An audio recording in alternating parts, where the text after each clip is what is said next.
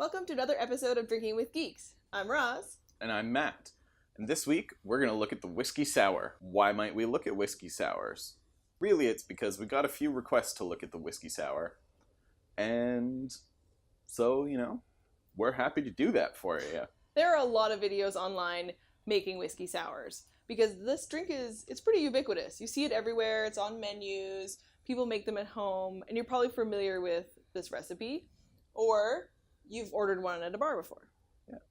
And the Whiskey Sour is part of the tradition of cocktails that's of really classic old cocktails that's coming back and having a resurgence. There was a while from like the 60s to the 70s and 80s, and cocktails kind of died for a bit. They became dominated by just like mixes that we've talked about before, sour mix, and the Whiskey Sour is one of the big cocktails to have suffered from this, because it's gone from being this really great mixture of whiskey and lemon and some sweetness to it became like this 2-ingredient whiskey and sour mix, just like from a hose in a glass. And so everyone's like, this drink is terrible, because that was terrible.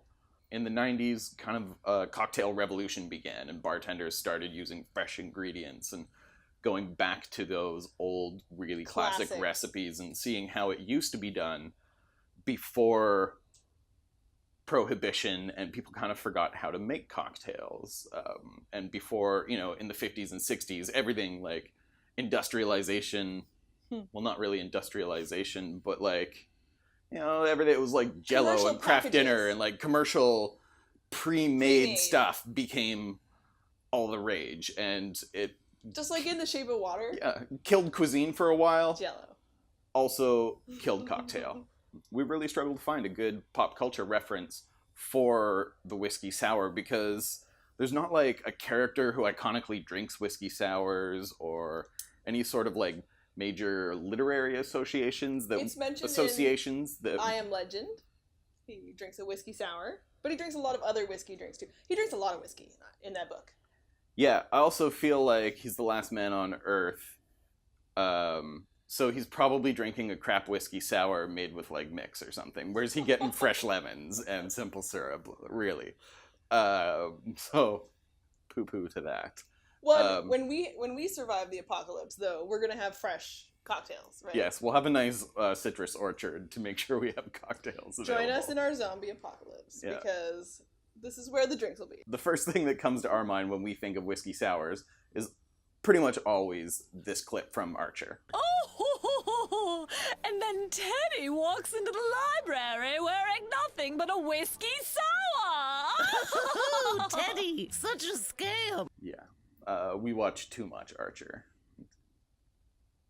Can you watch too much Archer? You can't. We might. But Okay. Let's make one. you know what we should do before we make one? No. Talk about history. Because who doesn't want to hear about history? Not people who come to this YouTube channel. YouTube? In my head, I have like YouTubes? weird things that you say. I call you YouTube the YubTub. It's like you off YouTube. Totally YubTub. There's actually there is both a lot to talk about and not that much to talk about with the Whiskey Sour, because its history is actually really similar to the gimlet, which we talked about last week. Both drinks owe their origins to sailors getting scurvy. With the gimlet, we had the British adding lime to rum and gin. Preserved limes To rum and gin so that they could get their vitamin C. Those are very British things. So what did American sailors do? They added their lime to whiskey and Classic. added a bit of sugar to it to make it palatable. And that's how we got the Whiskey Sour. So its origins actually date to like the 1750s, but the first time it was actually written down as the cocktail, the Whiskey Sour, was sometime between 1860 and 1870. When I looked it up online, like different people claim different dates, so somewhere in that period. It was a good time. I mean, not for... Let's not... It's fine. Yeah, that's like Civil War. But, or the end of the Civil War, I guess. So Exciting times. That book. they needed a drink. Moving on. let's go make our whiskey sour.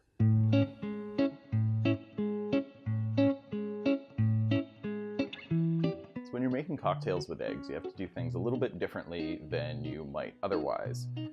In particular, we actually start with what we call a dry shake, and that's where we shake all the ingredients without ice and with a little spring, or something inside that has the effect of whisking it, and that really helps the eggs emulsify.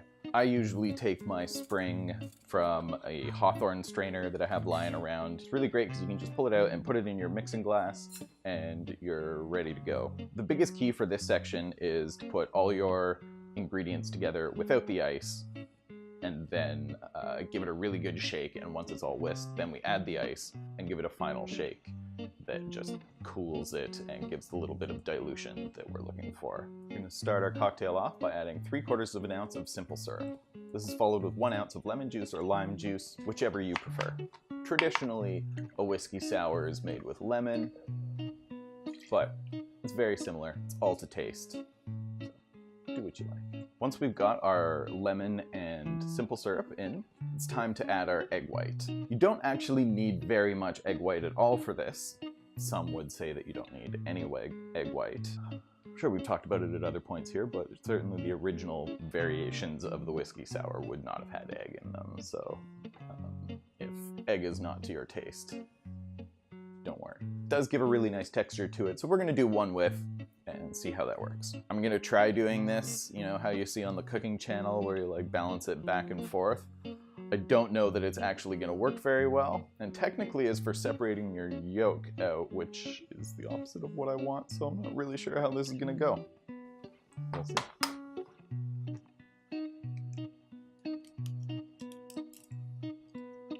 Alrighty, this is not going great. Ooh, that actually worked okay.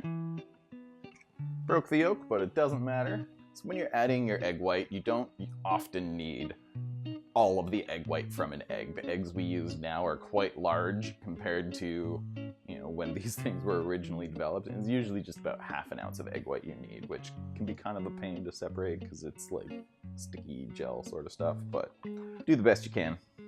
I got my egg white. So I got my whiskey, and today we're going to use some Templeton rye from the US. I'm not sure exactly where in the US it's from. It is...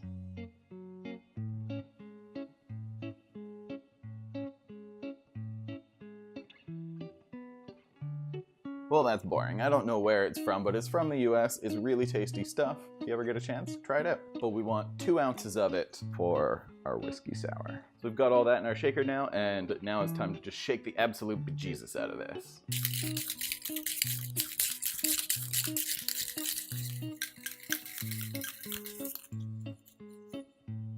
Well, that's a lesson. It smells really good though. It can be tricky doing the dry shake sometimes because you don't have that cooling action causing the metal to shrink slightly and sealing it so that it goes nicely. So it does have a tendency to be a little bit leakier occasionally. So now we're going to take out our spring and add some ice. And now we want to just give it another quick shake to cool it. It's super slippery in my hands now.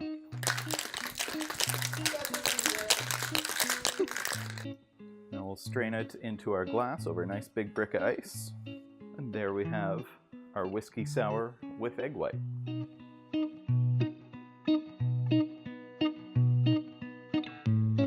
We actually made 2 different kinds of whiskey sours today. We showed you how to make one with egg white, but we also made it without egg white because, as we mentioned before, it originated from sailors adding lime and sugar to their whiskey, so there wasn't egg as part of it. That sort of developed later because it gives it a really lovely texture and a nice froth, which you can do with some fruit juices. Just you really gotta shake that son of a gun.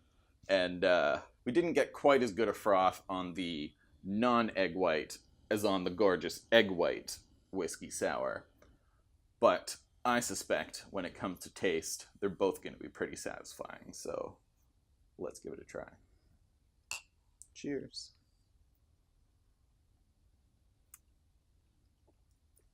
Oh, mama, that's good.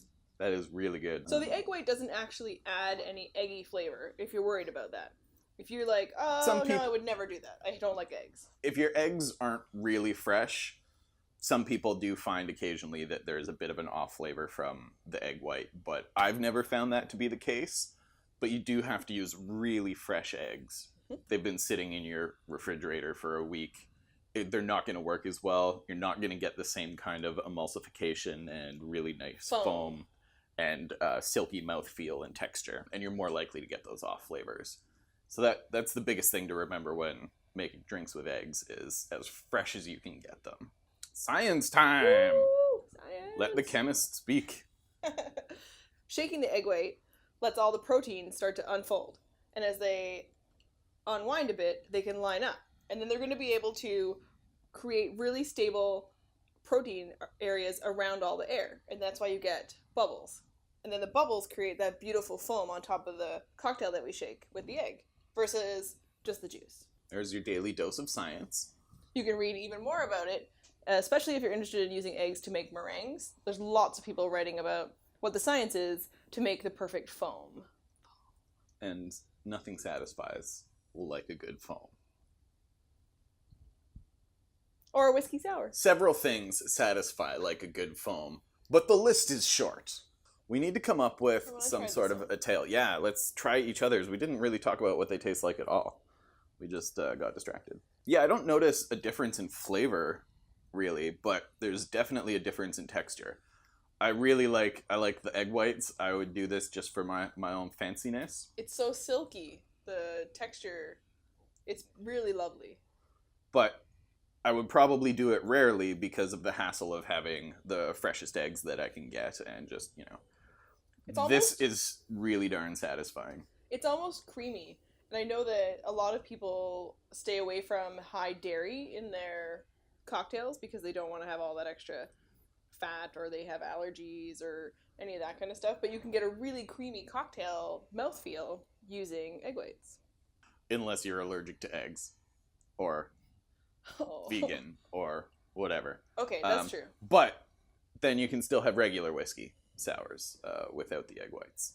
We didn't put them in here because they're not in the classic recipe dating from longer ago. But if I was just making this for myself, I'd add some bitters to this. A little bit of Angostura would really bam this up really nicely. And when you have the really nice egg foam, if you put like a little bit of bitters on top, it keeps the color. It's kind of like cappuccino art, but boozy. So better. Cheers to the internet.